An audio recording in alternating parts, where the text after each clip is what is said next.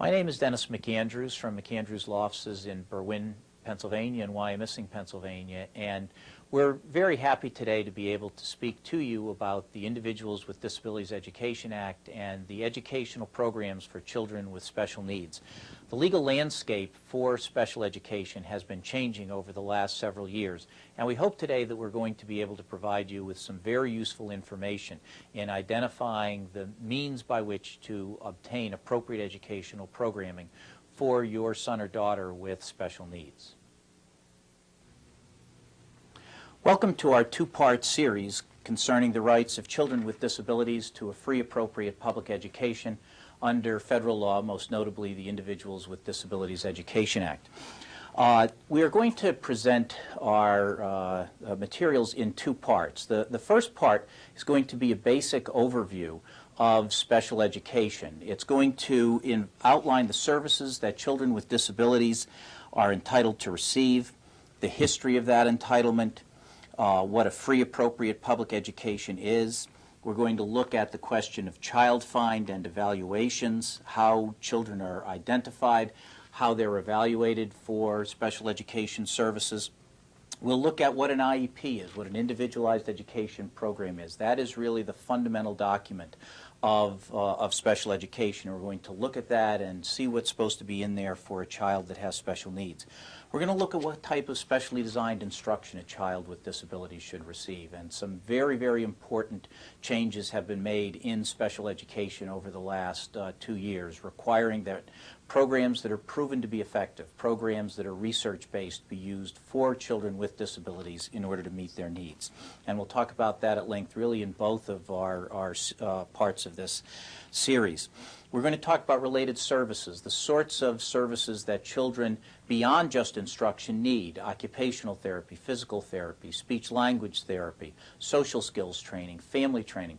So we're going to look at a great deal of materials that show us what a program should look like for a child with disabilities. We'll also look at what the concept of least restrictive environment means, that children with disabilities are to receive services in the environment that integrates them to the maximum extent possible with children with disabilities. So we'll talk about that, we'll show what that means, and we'll look at kind of the end stage of special education, which is known as transition planning, where children with disabilities move from the classroom into the next stage of their lives, whether it be college, whether it be supportive employment, whether it be independent employment.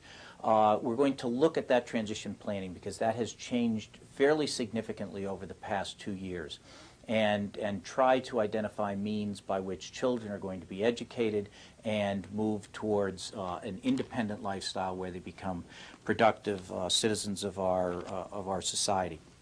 The second part of our discussion is going to involve changes to the Individuals with Disabilities Education Act, which have occurred over the past 2 years. And they are some of the most important changes in the last 30 years.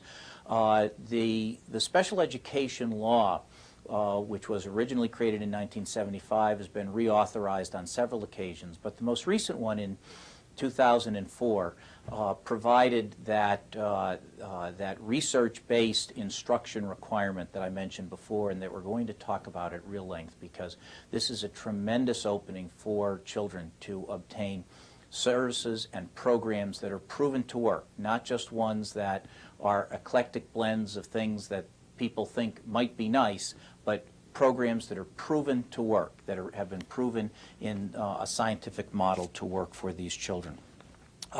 Basically, the new special ed law that was passed in 2004 is intended to be aligned with the No Child Left Behind Act, which has a very strong emphasis on scientifically based, proven, effective instruction. So we're going to talk about that. There's a change in how children with specific learning disabilities are identified and how they are taught, and we'll look at that in part 2 of this series. We'll look at those changes in transition, that now transition services for children from age 16 until graduation are intended to provide a very real research-based assessment, and a systematic approach to allow those children to move from the classroom, from their programs, into adulthood. We'll look at how private school children are affected and the requirements of who serves children with private schools, who identifies children with private schools. We'll look at that in part 2. And finally, we will look at discipline issues as to how children with disabilities are disciplined consistent with federal law when their behaviors violate school policy and school rules, because there's an entirely different set of requirements as to what a school can, should, and must do for children with disabilities when they behave in a way that's contrary to school policies. The first thing we're going to talk about in the first part of our series today is the history of special education in the United States, and it really is only about a 30 to 35 year history. When I went to high school, and perhaps when some of those of you who are watching went to school, we in Pennsylvania, as in many states, had a concept which is now thankfully foreign to our perspective of educating kids with disabilities, and that was the concept of uneducable. Tragically, until the late 60s and early 70s, school districts had the right, and sometimes exercised that right, to tell a family of a child with disabilities that their child was, quote, uneducable, and that the child could not come to school. Take the child home and do the best you can with the child at home. Thankfully, those days are behind us. In the early 1970s, the Commonwealth of Pennsylvania entered into what's known as a consent decree, an agreement with individuals from the Pennsylvania Association for Retarded Citizens, and it is known as the Park Consent Decree, which was issued in the early 1970s, whereby Pennsylvania agreed that it would no longer identify children with mental retardation as uneducable, and granted those children a right to a public education similar to what we will talk about today. And that was really the forerunner of the special education laws that followed. In 1973, the federal government passed the Rehabilitation Act, and the Rehabilitation Act of 1973 prohibited discrimination against people with disabilities in federally funded programs. This was a huge breakthrough for individuals with disabilities in all type of forums, whether it be employment, access to public accommodations, and, as we're going to talk about today, at some level, education. And it required that school districts and public agencies that received federal funds, which are most public agencies, provide to those individuals, to those children with disabilities, equal access to educational opportunity, thereby precluding states, and not every state was affected, obviously, by the Park Consent Decree, but prohibiting states from simply saying, we will educate those of you who are not disabled, but those of you who are disabled need not come through our doors. So thankfully, with the Rehabilitation Act of 1973, that era was left behind. However, that was simply a prohibition upon discrimination. It was not an affirmative grant of a right to a free, appropriate public education. It was a very generalized requirement that states not discriminate against people with disabilities. So in 1975, the Congress passed and the President signed the Education for All Handicapped Children Act. And that was the forerunner of the special education law that we're going to talk about today. It's now known as IDEA, the Individuals with Disabilities Education Act. But as it was originally titled, the Education for All Handicapped Children Act was the first federal law to provide an absolute right to a free, appropriate public education in the least restrictive environment. The things that we're going to talk about, all offshoots of that 1975 law.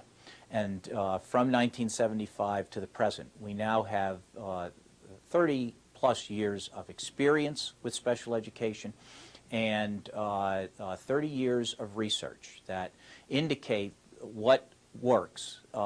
Really in 1975 and 1973 and 1972, when these laws were passed or those consent decrees were signed, there was not a large body of individuals who were schooled in special education. There were not many schools that had skilled, trained, experienced special education teachers. Colleges did not have strong special education programs. With the passage of the Education for All Handicapped Children Act and a clear entitlement on the part of children with disabilities to that free, appropriate public education, the need became clear on the university level, on the local school board level, and throughout the country that people needed to be trained, teachers needed to obtain the knowledge necessary to appropriately teach children with special needs. And research began to flourish to determine what are the best ways, what are the ways that children with special needs learn, how do they manage their behavior, how do they socialize. Let's figure out the ways that work as opposed to doing it by the seat of our pants or by doing it through anecdotal information. Let's scientifically determine how kids learn to read, write, compute, behave, and socialize. So we now, as we stand here today, have the benefit of many years of experience, many years of training, and very importantly, years of research that now inform us as to the appropriate manners in which to educate children with the whole spectrum of special needs, be it academic, be it emotional, social, behavioral, physical. So with that, we have a lot of background to work with and a lot of information that we can rely upon.